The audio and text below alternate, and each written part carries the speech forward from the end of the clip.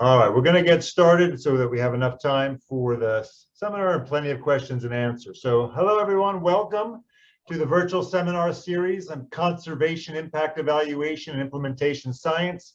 It takes place on the first of every Tuesday every month. Not every Tuesday, first Tuesday of every month.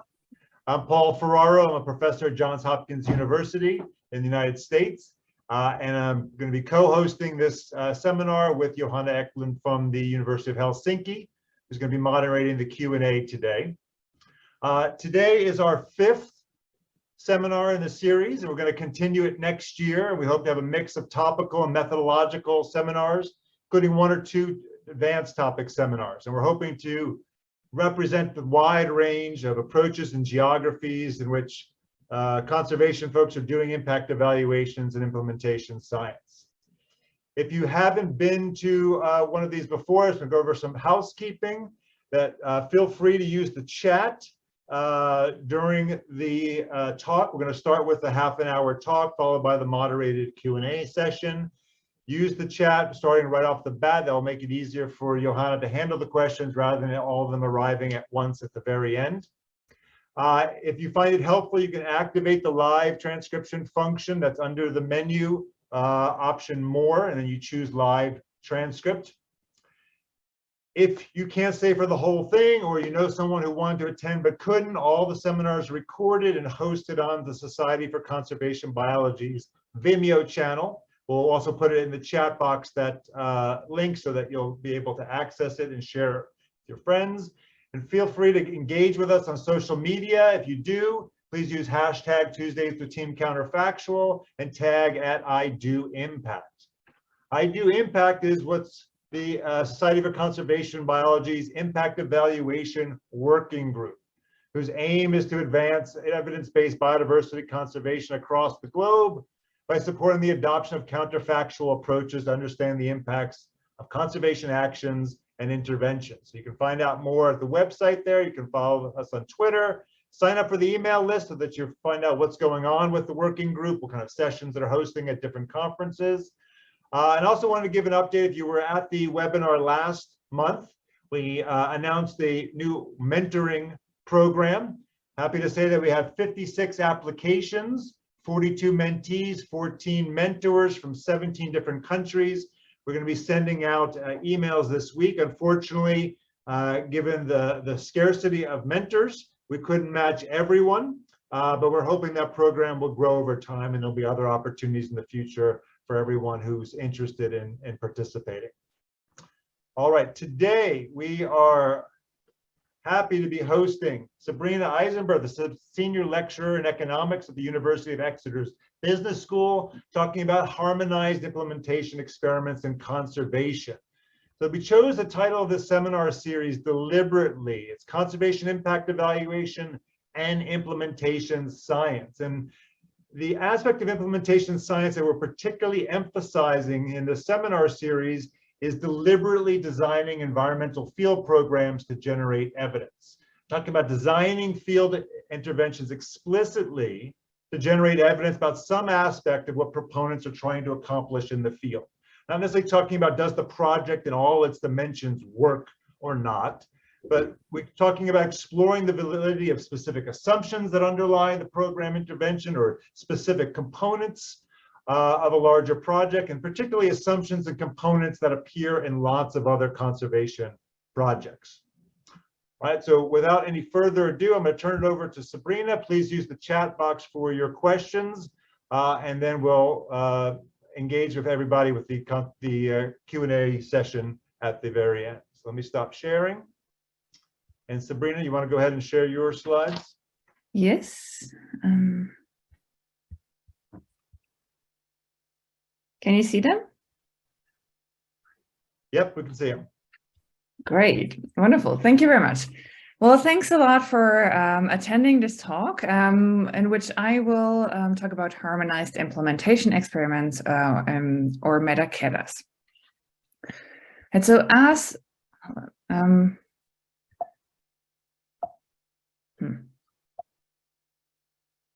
okay. There are a myriad of tools to encourage conservation. So a lot of us have worked on protected areas, payments for ecosystem services, or even decentralized community forest management. And the goal is always to achieve conservation or sometimes to improve livelihood as well, or other outcomes. And the goal in this series is to understand how we can best evaluate the causal impacts of these conservation interventions on these outcomes of interest. And for some of the conservation interventions, we still have an incomplete understanding of the causal effects generated by these interventions. And this is, however, it is kind of, hold on, sorry, I just need to move my,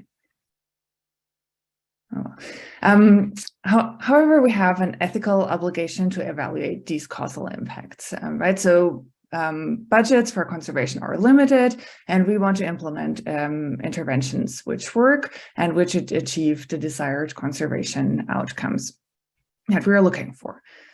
And that means that when we are implementing interventions, we should try to learn as much about them as possible. And ideally, we should design them such that they can be evaluated easily. Now, in this seminar series, we talked about a lot of different tools that can be used to evaluate causal effects of conservation interventions. But one thing that lets itself particularly well, especially when we're just implementing interventions, are randomized control trials. So those randomized control trials are relatively straightforward in principle, right? So we think about the study population in which we would like to implement a conservation intervention. We select a sample from that study population and randomly assign part of that sample to the treatment.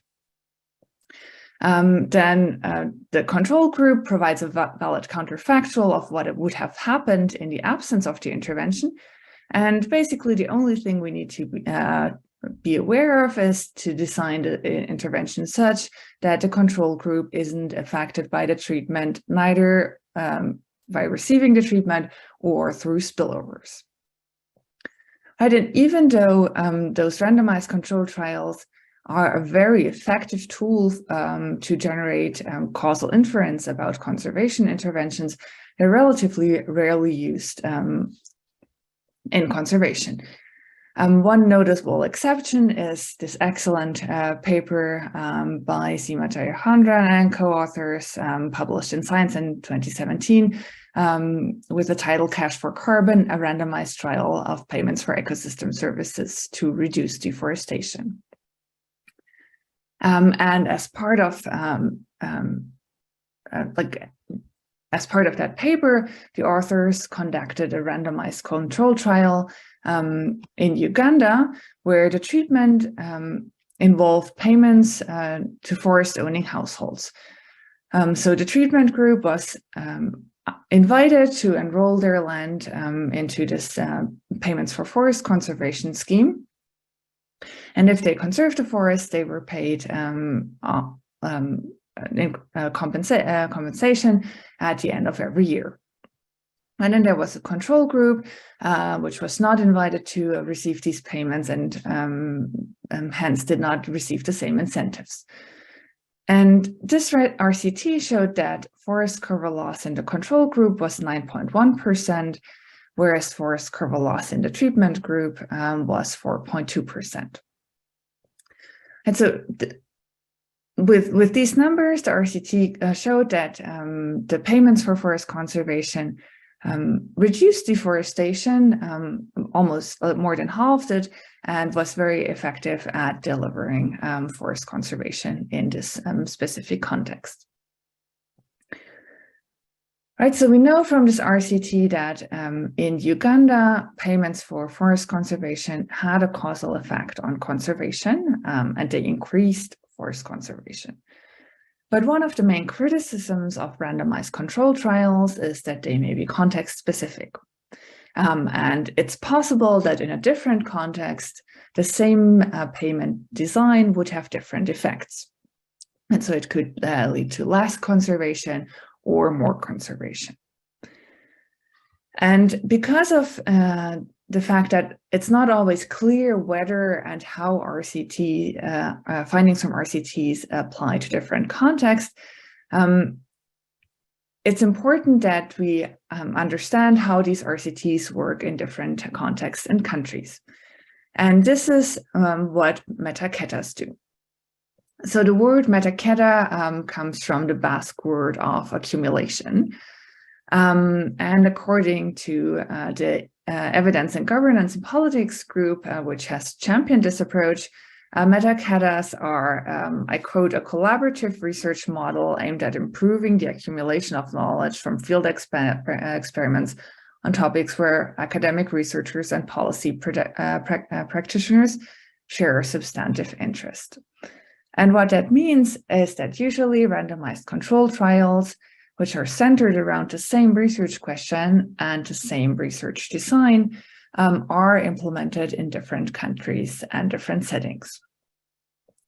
And so I will just spend a few slides talking about the principles of metaketas more generally, and then I will illustrate how metaketas work using one example of a metaketa that I have been part of. Right, so the metaketa approach follows a couple of guiding principles. So the first guiding principle is harmonization of research questions and study designs across sites. And so there will be field experiments in different countries, in different settings, but all of those experiments answer the same research question. They have a harmonized theory of change, which illustrates how the intervention would lead to a change in outcomes. They have harmonized designs of interventions and harmonized measures of outcomes. Right, so harmonization is the first principle guiding metaketas. Then the second principle is to constrain researcher degrees of freedom. So first of all, this is done through pre-registration. And so in metaketas, the researchers pre-register the design of the intervention. So in the conservation space, this would be the precise design of the conservation intervention. They pre-register hypotheses to show or concerning the effect of that intervention on outcomes of interest. And that is really important because that then allows for a thorough test of the hypothesis and prevents reverse engineering of hypotheses based on research findings. The researchers also pre-register outcomes and methods used in the study in order to avoid data mining. Right, but the researcher degrees of freedoms are not only constrained through pre-registration, but also through third-party replication and by posting data and code in public repositories. So that means that the data are available and other researchers can replicate the findings, and that just makes for better empirical analysis and doesn't allow researchers to manipulate the results. Right, the third principles in metaketa is synthesis. So there are randomized control trials in different countries and settings, and the team as a whole organizes the design such that they can be analyzed in a pre-specified meta-analysis, which is organized around these harmonized research questions and designs. Right, and so you'll see in the context that I later talk about, so there's a very clear way of analyzing the results from the individual randomized control trials to draw, to understand which conclusions from the individual studies generalize, and to get a feel for the broader insights that can be obtained from these individual studies. And then finally, the fourth principle is integrated publication. And that implies that results are presented on a common timeline, ideally in a common outlet, so either a book or like a special issue in a journal. And that means that all of the researchers involved in the metaketa reap the benefits of novelty because they all publish at the same time. Right, and so why would we do metaketas? What are the benefits of metaketas? So first of all, metaketas provide internally valid insights. So each randomized control trial has a counterfactual outcome and an outcome for the treatment group, which give us an understanding of the causal effect of these interventions. Right, but the metaketas also offer the benefit of external validity. So the harmonized design and the meta-analysis show which of the findings are generalizable across contexts and which ones only apply to specific individual settings. And so that allows us to really understand the effectiveness of one intervention in a lot of detail. And third, the metaketas are great because they address investigator incentive challenges through pre-registration and harmonization. Right, and so now, now that I've shown the guiding principles for metaketas, I'd like to illustrate how this works in practice using the EGAP metaketa 3 on natural resource governance. So this metaketa was funded by EGAP, so Evidence on Governance and Politics, and DFID in the UK. And it was centered around the research question that you see on the slide here. So the metaketa tried to answer the question, what is the impact of community or citizen monitoring of common pool resources and on resource use or resource quality? And that research question draws on and contributes to great work started by Elinor Ostrom, for which she won the Nobel Prize in Economics in 2009. So in her 1990 book, Governing the Commons, Elinor Ostrom demonstrated that communities could successfully manage common pool resources without resorting to either individual property rights or to central government control. Right, and Elinor Ostrom came to that conclusion by conducting very careful case studies in which she identified several design principles or institutions that are that help or that exist in communities that successfully manage the commons. And so those design principles include clearly defined boundaries for the resource, congruence between rules and local conditions. They also include community-driven monitoring of the resource, which then feeds information back to the community. And they include things like graduated sanctions or conflict resolution mechanisms. Now, in the cases that Elinor Ostrom described, those institutions evolved endogenously. But as policymakers, we are interested in understanding whether successful community management in institutions can be facilitated by external actors. And this is particularly important in light of a push towards decentralized forest management. And so if we decentralize forest management or other conservation programs, the communities that are in charge of conservation can't necessarily draw on these long established, endogenously evolved institutions. And so we need to understand whether we can foster those institutions through external interventions.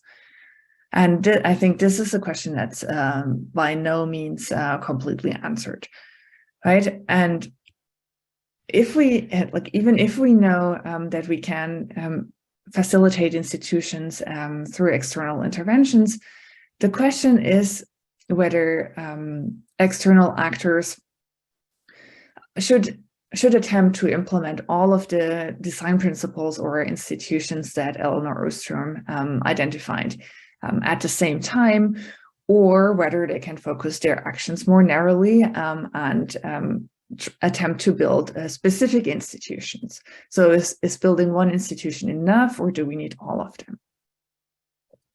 And so the Metaketa 3 contributes to answering this question by focusing on one specific design principle or institution, which is community management of the renewable resource. And it studies whether community management can be encouraged through external interventions, and whether that leads to better management of the common pool resources and reduces resource use. And so most of the studies in this space, like in the space of the work that's been started by Elinor Ostrom, are descriptive, and they're not necessarily aimed at causal inference. They provide very detailed and very important descriptions of the institutions at place. But in the Metaketa, we deviated from this approach and provide a causal evaluation of one of the design principles for the management of the commons using a sample that, like for the Metaketa as a whole, is really incredibly large. So we will be talking about 400 communities receiving community monitoring treatments in the Metaketa as a whole, and almost as many control communities. And so, as I said, we focus on one design principle in the Metaketa, and that is externally encouraged community monitoring.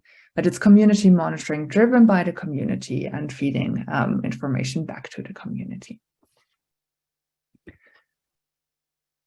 So the Metaketa was implemented in 6 countries. So you see a map of the countries where it was implemented here. So we had randomized control trials in Brazil, China, Costa Rica, Liberia, Peru, and Uganda. And those randomized control trials look at community monitoring of renewable resources in rather different contexts. So 3 of the randomized control trials look at community monitoring of water resources. So in Brazil, that was rural villages monitoring groundwater resources, which were at threat of overuse and drought, and the same in Costa Rica. In China, urban micro-neighborhoods monitored surface water quality, which was threatened through industrial pollution. Then in Liberia, Peru, and Uganda, villages and indigenous communities monitored forests, which were at threat of overcutting by residents or extraction by outsiders. Right, and we implemented harmonized community monitoring interventions in these very different contexts and countries. And so the community monitoring interventions had common features. So in most of the interventions, there were community workshops. But more importantly, in all of the interventions, monitors were selected based on a specific protocol. They received training to monitor the forest, and they received financial incentives for this monitoring. And the reasons why we gave financial incentives are twofold. First of all, the financial incentives were implemented to ensure compliance with the treatment, right? So the monitors had to contribute time to this exercise, and they were compensated for their time. And that addresses basically the positive externality that is generated by this intervention, right? So if people monitor, then they contribute to the community in a wider context, even though their own benefits from dedicating time to that may not be as large as the community's benefits. And so the incentives address the second order public goods problem in monitoring. So in all of the metaketas, these monitors monitored the resource on a relatively regular basis over a 12-month or 15-month period. They collected information which they disseminated to citizens, and in some of the interventions, they also disseminated the information to management bodies.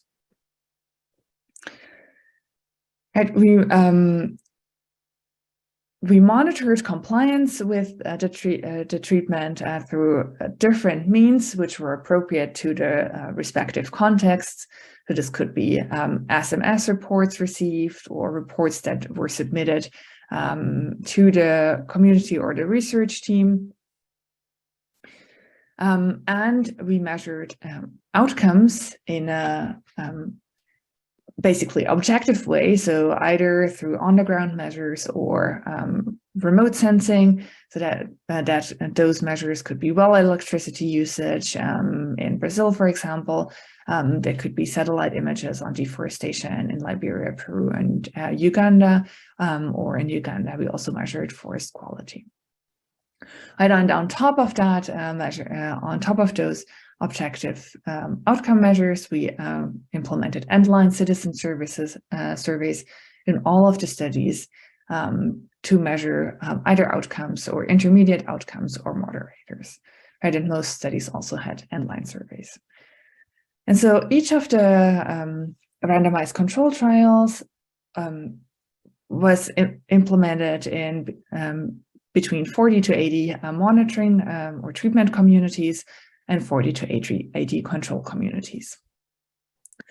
And as a whole, that gives us a relatively large sample of communities for the meta-analysis. So to be precise, we had 747 communities in the meta-analysis, and 400 of those received the treatment.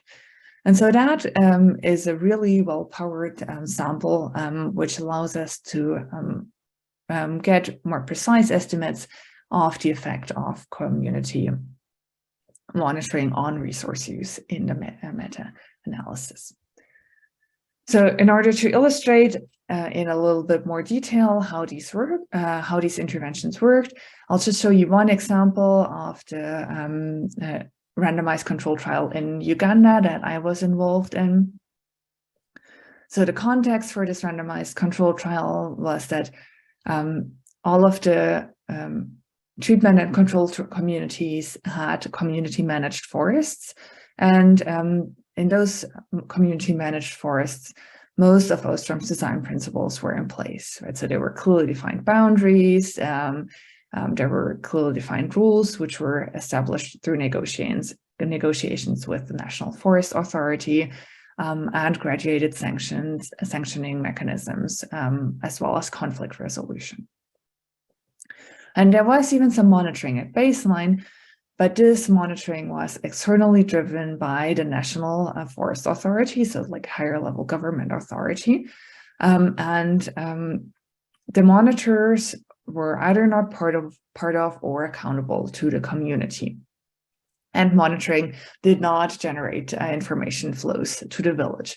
And both of those are conditions that are basically that are required for the Ostrom community monitoring that is described in the design principles.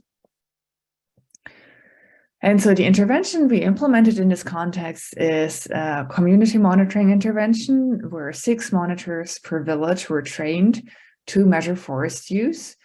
They monitored the forests on a monthly basis. And so to be precise, they monitored 4 paths into the forest. They recorded forest use and displayed a poster in the village. And they also took the poster or their findings to a community meeting to disseminate information there. And to show what this looks like, the poster was deliberately visual because not all of the people in those communities can read.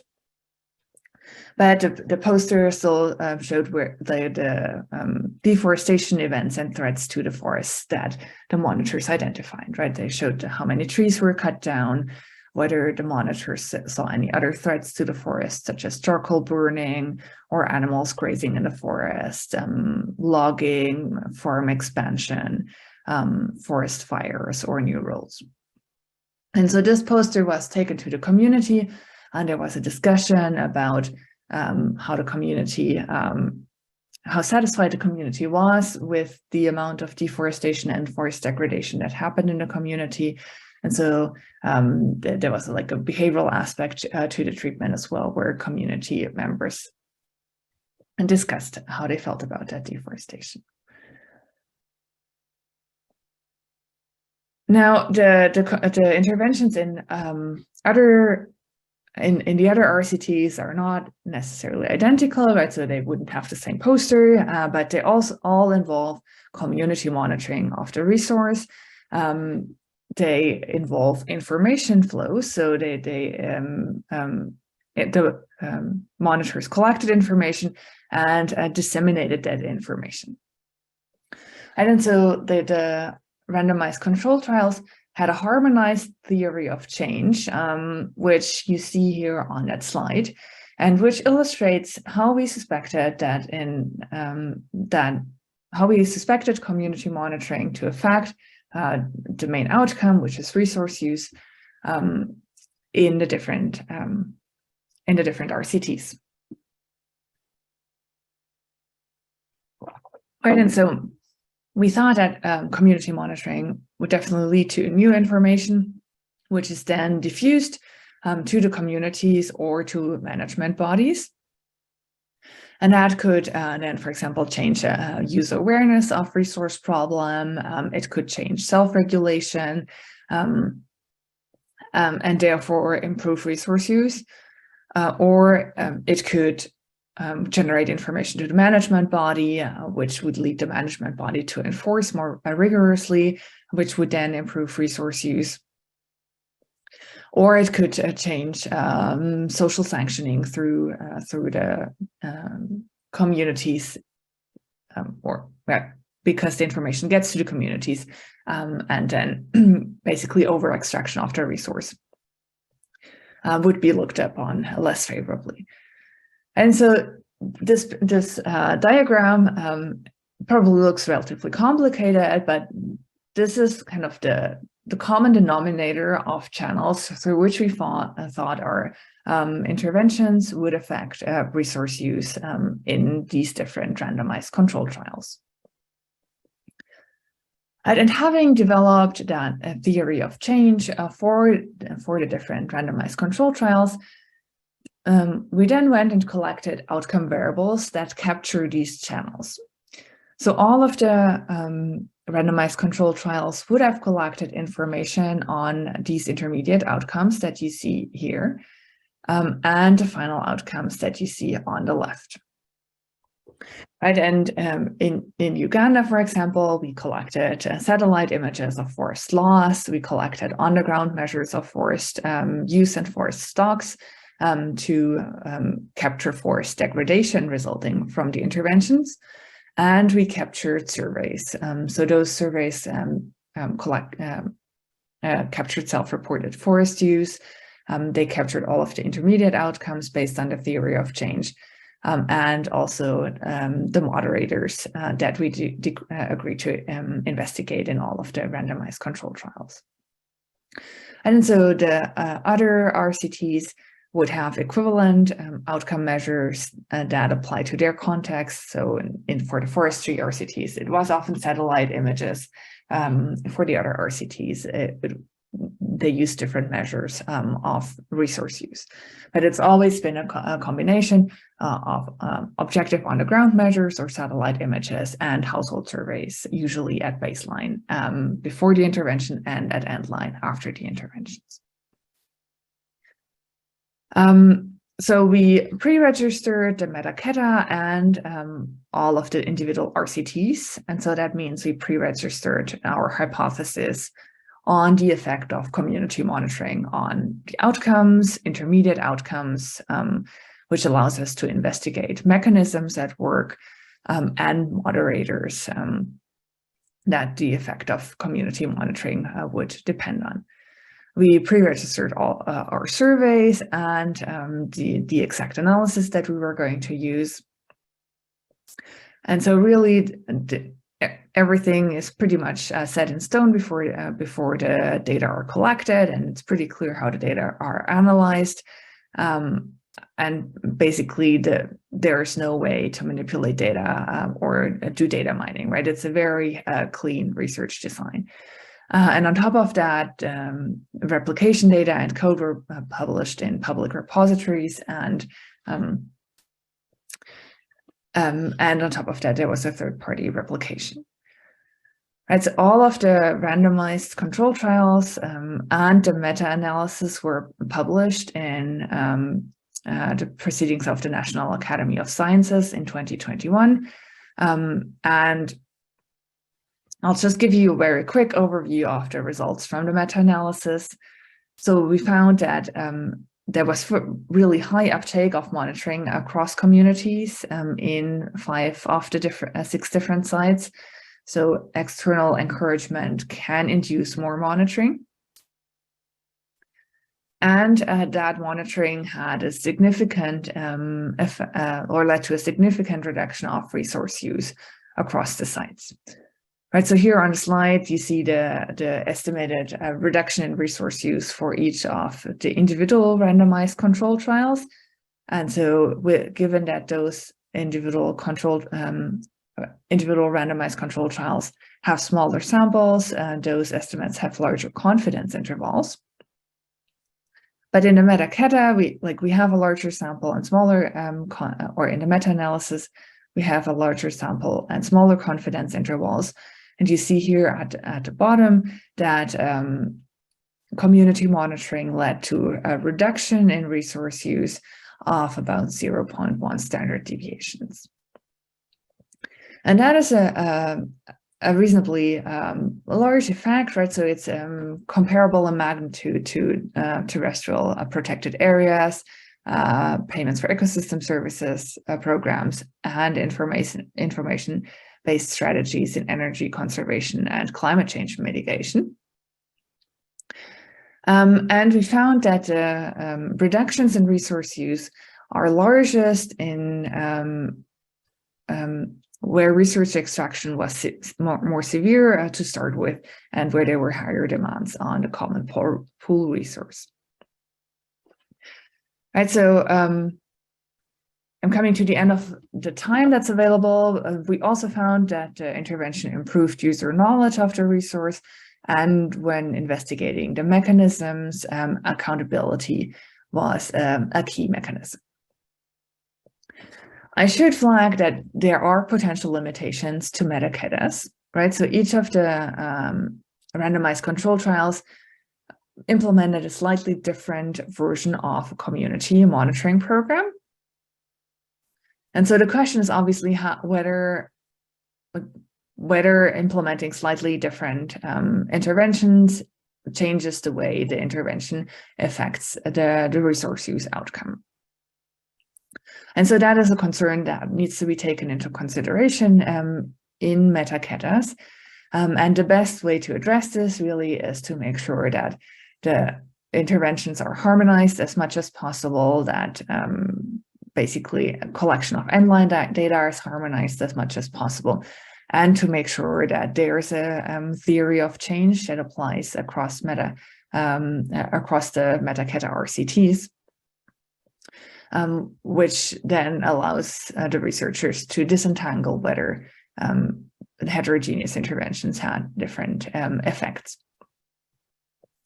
And another limitation is that obviously we implemented community monitoring in communities that sometimes didn't have monitoring at all, but sometimes had incomplete information. And so the findings apply to implementing monitoring in those contexts, but we also have to flag that we only implemented monitoring to communities who wanted monitoring, right? So the treatment was implemented in communities that didn't have community monitoring but wanted it. And that's clearly the space that's interesting for policymakers, right? We want to understand how monitoring works in places where monitoring is not yet available, but where we could make it available. But it does not answer the question of the effectiveness of monitoring that evolves endogenously without any external support, or whether we could force communities to monitor even though they don't want it, right? So the effects in those circumstances may be different than what we found in the metaketas. Right, so to wrap up, metaketas are a very useful tool for impact evaluation. So especially if we design our interventions such that they can be evaluated through an RCT, they will provide internally valid causal insights on conservation interventions, or like if we just change design features of particular conservation interventions, they will tell us how those design features work. They provide external validity and insights that are generalizable across context through harmonization across projects and a meta-analysis, and pre-registration and replication address researcher incentive challenges and make sure that we obtain valid insights. Great, I will leave it there. I look forward to taking your questions.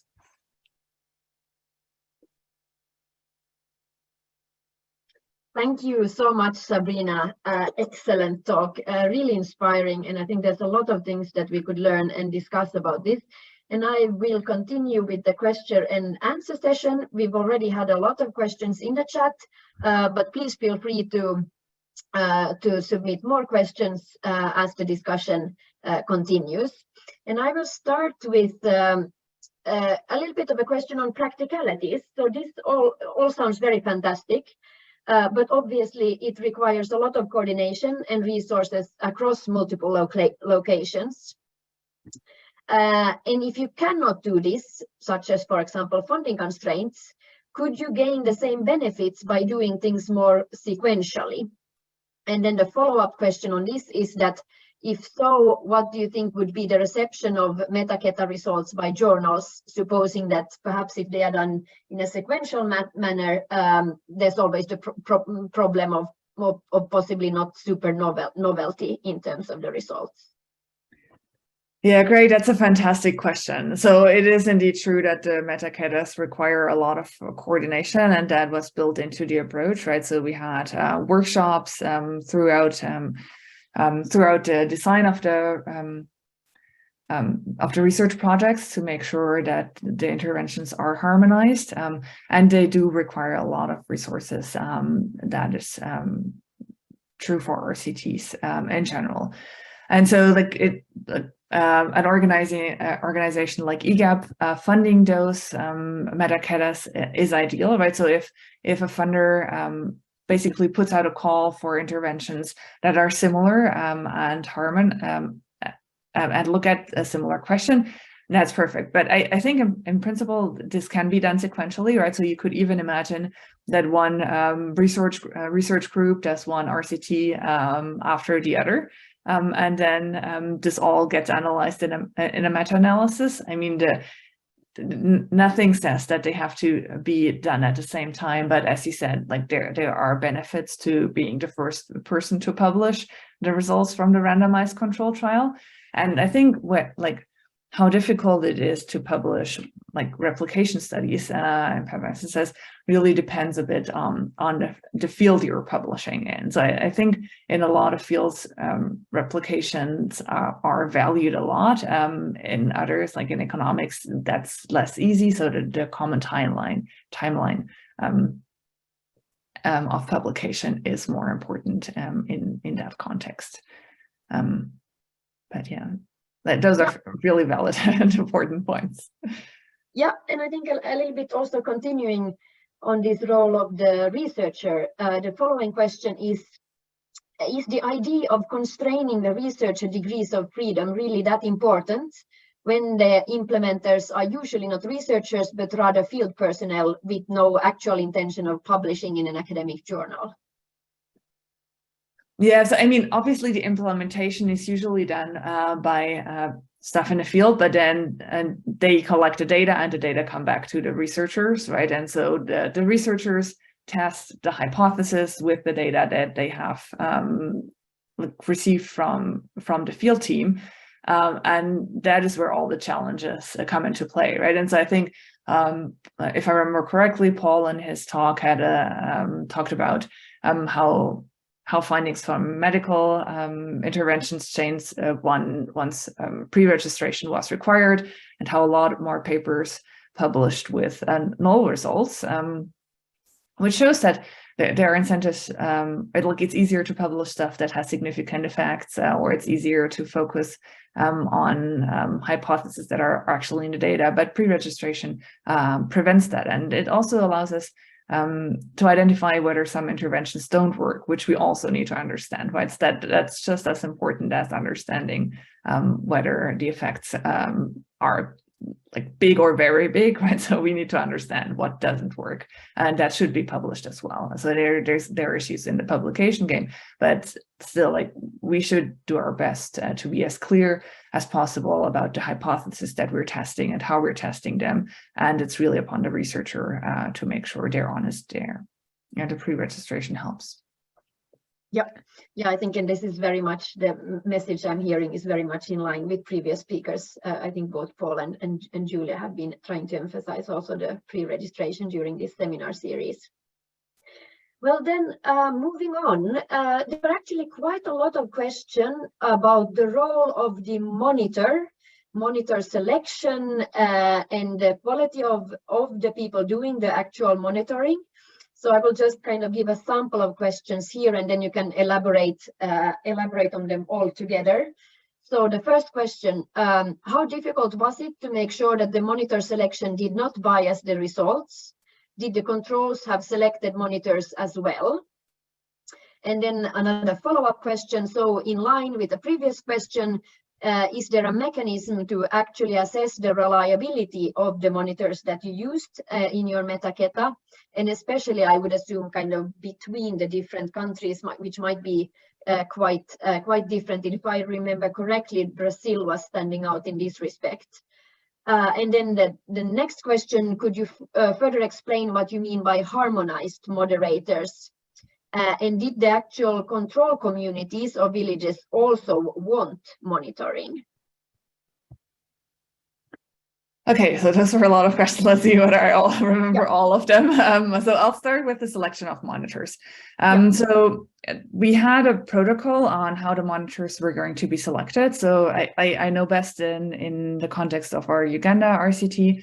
In that case, we asked people from the community to volunteer, but they had to satisfy specific criteria. So they had to be literate and numerate, and so I don't remember from the top of my head, but there were a couple of criteria which they had to satisfy so that we would have a kind of a suitable and representative sample of people to do the task. And then they received training, which means that they did start from basically similar baseline knowledge. All the other RCTs had protocols on monitor selection, and I think they were pre-specified as well. So like for us, it's in our pre-analysis plan how we were going to select them. In essence, like I am not worried about bias due to monitor selection, because this control group that answers the second question had no monitors, right? So you have a control group as a counterfactual, and then you have a treatment group that monitors based on a specific selection protocol for monitors and a training protocol for monitors and a monitoring protocol. And so while there may be like there are obviously different people in bringing different things to this monitoring task in different communities, I think that the protocol made sure that those are relatively similar, and that we don't have like very heterogeneous monitoring across communities. So what was your third question? The first question was that what do you mean with harmonized moderators? Oh yeah, so basically we tested whether the effect of monitoring depended on, for example, baseline resource use, so resource use before the intervention, and so in the study design part of the project, the researchers in the metaketa agreed on moderators that we would all look at. So for example, pre-existing resource use or severity of the resource use problem. I think there were 3 others. And so then we made sure that we all collect baseline data on these moderators to then be able to do a heterogeneity analysis with those moderators. Excellent. And I think the last one was a follow-up question on whether the control communities also would have wanted monitoring programs. So I mean, like the control communities and the monitoring communities, like I know best for the Uganda context, they were very similar, and so I think they would have benefited from monitoring in a similar way. So yeah. I presume that it would have helped them as well. Yeah. Okay, and I see, well, let's try to see if I can squeeze in at least one more question, hopefully two. I think one thing that many people might have been thinking about is that clearly in this metaketa, you are able to combine very different type of common pool resources, such as ranging from water management to then deforestation efforts. So the question is that each site had a different form of community monitoring and also a different type of resource. Are these site implementations replications, or should they be considered something else? People who do meta-analysis usually caution against mixing interventions that do not represent the same construct. So could you elaborate and share your insights on this, which I think is confusing, at least for me personally as well, actually. Yeah, so that is a really important question, right? So in some sense, part of the harmonization effort, I try to make sure that we implement relatively similar interventions in those very different contexts. And so obviously the meta-analysis yields the best insights if we test the exact same intervention in different contexts. Now, if we don't do that, then that becomes a little bit more difficult for the meta-analysis, because the community monitoring interventions, if they are very different, they could affect resource use through different channels and through different channels under different circumstances. And so like that would potentially be like I had slides on that, I didn't manage to cover them. Like, what do you think about consequential variation, right? So if the intervention is different, then it may affect outcome. It may affect intermediate outcomes in different ways, and it may affect the final outcome in different ways. And that would be a threat to the internal validity of the results from the meta-analysis. So therefore, the harmonization is really important. And then when we do the meta-analysis, we did having a common theory of change helps as well to test like how did the intervention affect different intermediate outcomes, which mechanisms were at work in each intervention. And so that really helps to understand whether the different interventions had similar effects. And then we also tested for heterogeneity of effects across the different RCTs. So in our metaketa, we didn't find that. But I mean, even, so that's an important thing to do. But even if you do find heterogeneity in the effect of community monitoring on resource use, for example, it could still be due to other things like different ways of designing outcome measures, but it could be due to differences in community monitoring and the way it's designed, right? And so it's just kind of it's important to be clear about what the interventions do, try to harmonize, have a theory of change, test for heterogeneity, but also acknowledge that this may be a limitation. Okay, thank you so much. I really find this super fascinating. So let's thank Sabrina once more. Big applaud for this really fascinating talk. And I hope this has inspired many of us. I hope to see in the future a lot more metaketas in the conservation sector as well. And before we close for today, I just want to share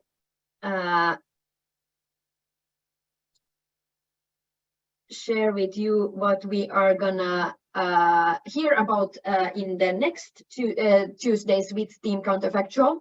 So on the first Tuesday of December, which is December the 6th, we will have a panel discussion about challenges and opportunities for implementation science in conservation. And we have a great lineup of panelists. So we have Sarah Carlson from USAID, we have Sheila Reddy from TNC, and we have Sola Laina Rakotobe from Conservation International, and then still an unconfirmed panelist as well. So really looking forward to this. The idea is to actually hear from people who have been more actively engaged in the implementation side of conservation projects and what we can actually learn from this, trying to also bridge between kind of science and practitioners. And I'm happy to say that we are then back to the normal time, so no more changing between the different sides of the pond. So 10 a.m. Eastern time in the US, and then 4 p.m. Central European time. And yeah, thank you on my behalf. I just want to thank Sabrina again for a fantastic talk, and Paul for co-hosting today's session, and really looking forward to engage with all of you again in a month's time. Bye. Great. Thank you very much for coming.